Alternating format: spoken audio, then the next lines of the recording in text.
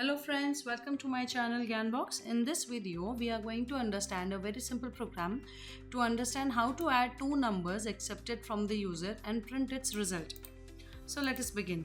The very first line of the program says #include stdio.h, which says that I want to include a standard input-output header file so that I can use the standard built-in functions like printf and scanf in my program.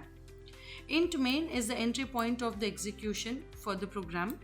Whenever the execution begins, the control starts with the very first line included within the pair of these curly brackets. Int a and b are two integer variables created in the memory. Currently, the values of these a and b variables are random. They are also called as garbage values. Then I am saying a printf statement, enter two numbers. So the text two numbers will be printed on the output screen. It is waiting for the user to enter two values. The values will be entered in variable a and b's address with the scanf statement. So scanf says %d, comma, ampersand a and ampersand b. So this ampersand sign is important to mention that to store the value at the address of a and address of b. So these two values will be stored in both the variables. In the next line, I am directly printing say printf \n sum %d.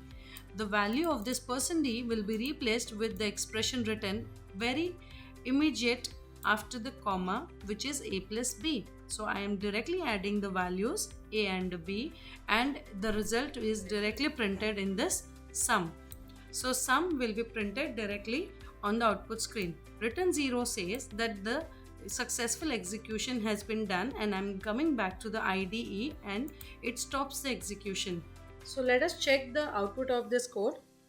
To run the code, go to build, select build and run. The console window will open.